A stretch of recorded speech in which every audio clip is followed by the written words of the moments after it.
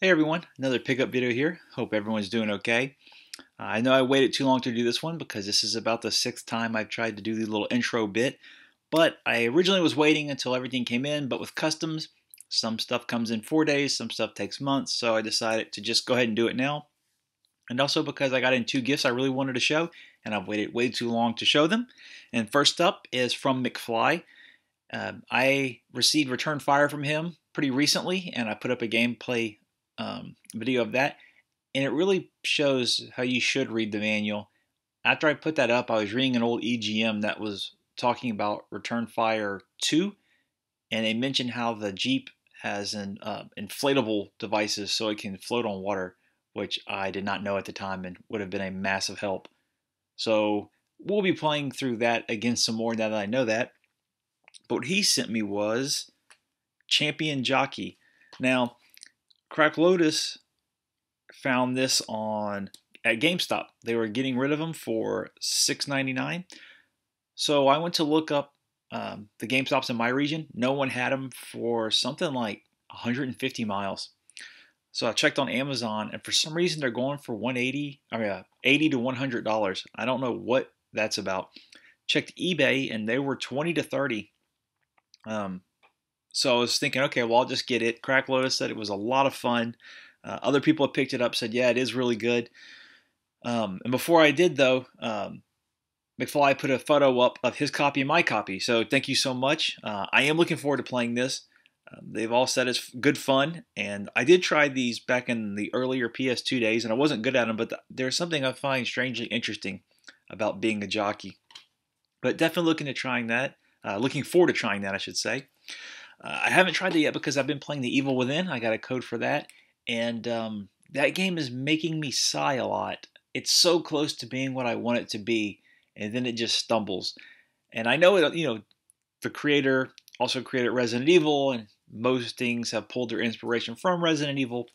But really, when I play it, I'm seeing bits of the suffering, especially the Last of Us, in particular, the earlier levels, Silent Hill, but kind of superficially, and of course Resident Evil 4 and a touch of Code Veronica.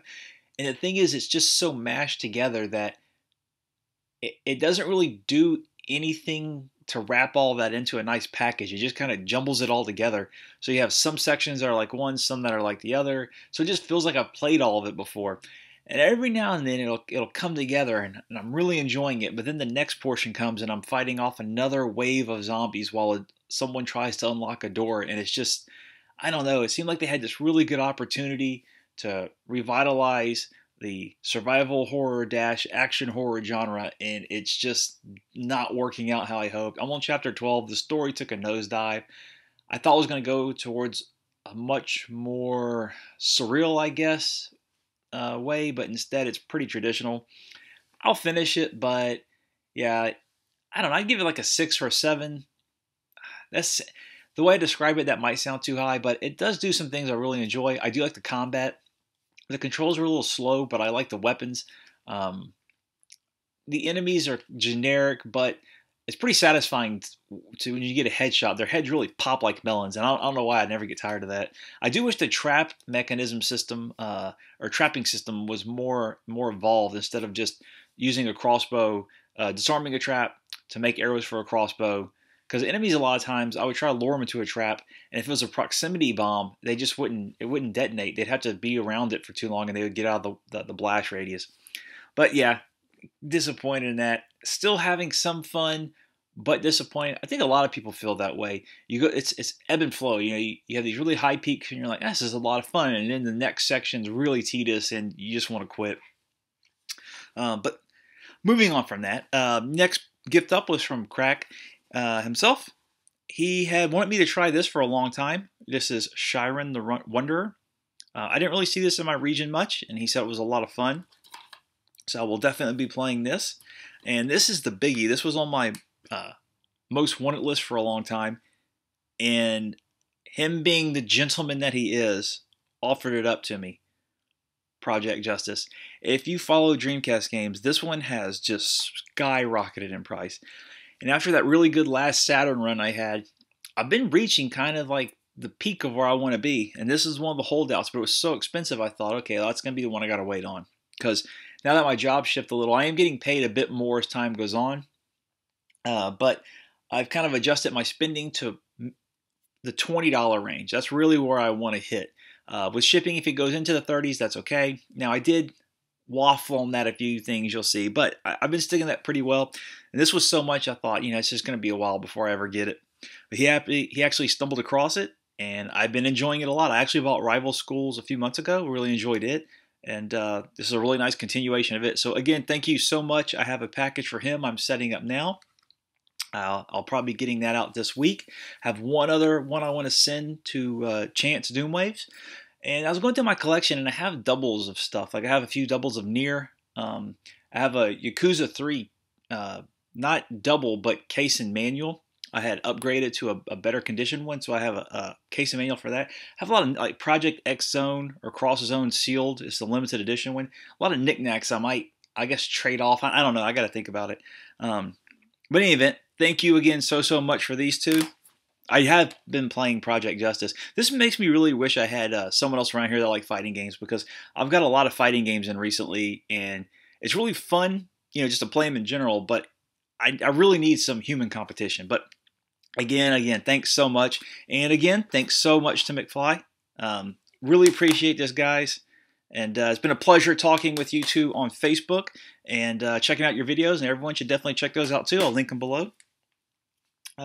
These two are some of my most recent pickups, and these are fixer-uppers. I normally don't do this, but I've really been wanting to get into ironing the manual and cardboard. I've tried it once, it didn't go well, but I've been watching, there's a handful of videos. I've been watching those over and over to see kind of exactly what they do to get it just right. So I picked up a box copy of Wipeout 64. This is actually a pretty good copy, but you'll see there's a little dent here. There's a little bit of dent here. This was only about $14 shipped.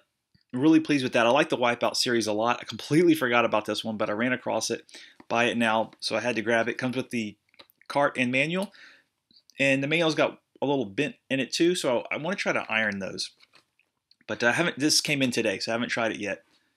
And this also came in today. Omega Boost. I've heard a lot of really good things about this. Polyphony Digital made it, and it looks kind of like a real. It looks like a real shooter, not kind of like. But by the picture, I couldn't tell. It was the manual was kind of water damaged, just warped. You can probably hear it crispy there. This game is only about $10 though, and I got this for $6 shipped. So not too upset with that. If I absolutely love the game and I cannot get this manual flattened, I'll buy a $10 one later. I'll pass this one along. But I would like to try to. I knew there was a little damage on the manual. I didn't know it was so damaged, but you can see here. I really want to try to iron that, because if I can kind of perfect that, I want to go back through a lot of my older stuff, because I only have a handful that have bent manuals and cardboard boxes. I'd really like to flatten those out and get those in as nice a shape as possible. But yeah, this was, I think, about $6 shipped. Very cheap. And nothing but praise for it online. So I'm looking forward to trying that. That came today with Wipeout 64. Different sellers, though. Of course, I picked up. This is pretty old. I don't think I've shown this before. Ultra Street Fighter 4. When it came out, I just kept forgetting to show this, I guess. I've been playing this more online, and what I've realized is since I've been playing a lot of Persona 4 Arena Ultimax, and then I played a lot of Street Fighter Alpha. You've seen the video of the Super Nintendo version. I have another version here.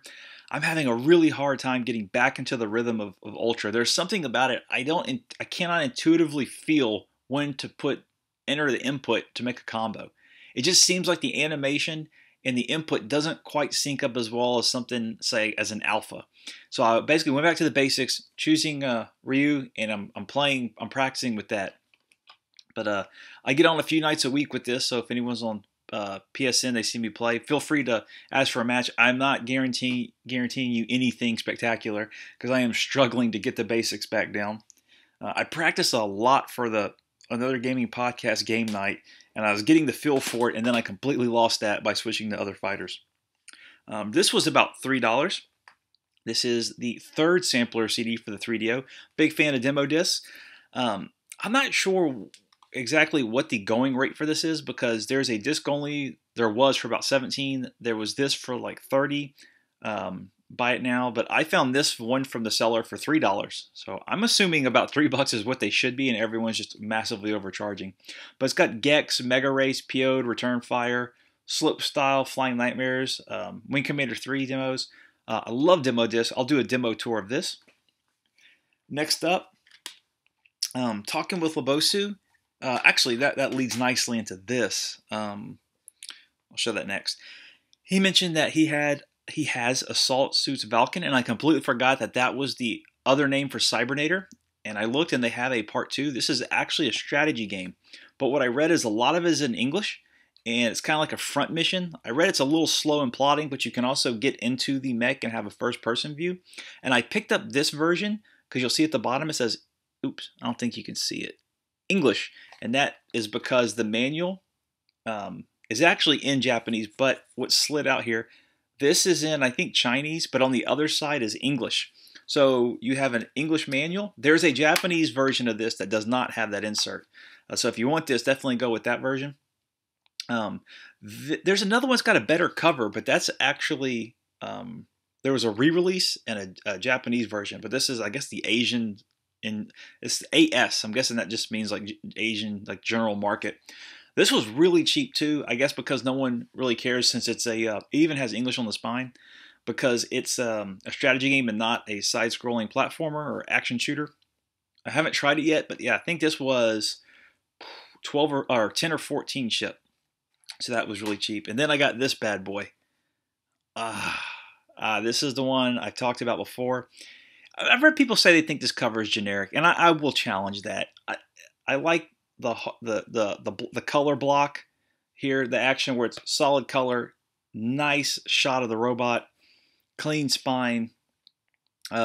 This was 25 ship. Now the downside of that is that the guy sent this from the Philippines pretty much the slowest way possible, and it took a long time to get this. I was hoping it didn't get lost because oddly enough, it did go for about 26 after I got my copy in, but it'll go for the mid to high 30s. Then you have to add shipping. This was 25 ship. Manual came in really good shape. He kind of does what I do. I flip him around every now and then to keep him flattened, but the front looks great. Got a lot of color in it. Yeah, just really pleased with this. Although the guy sent a religious tract in it, it had my name, and then it had like a prayer telling me to pray that. So I thought, wow, does he handwrite prayers? But no. He's lazy. He wrote my name, but he used a font that looks like handwriting. So, oh, no. If you're going to do that, you go all the way, my friend. You don't just print out a bunch of faux handwritten prayers and write a little bit. Lazy, sir. But this is excellent. Love this cover. This is Target Earth, the original version.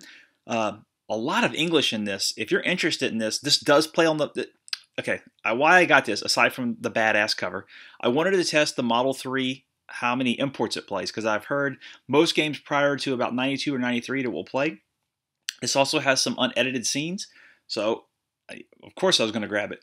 Good news, it does play in the Model 3 without any problems whatsoever. Pop it in plays just fine because it came out in 1990. Second of all, the intro is completely in English.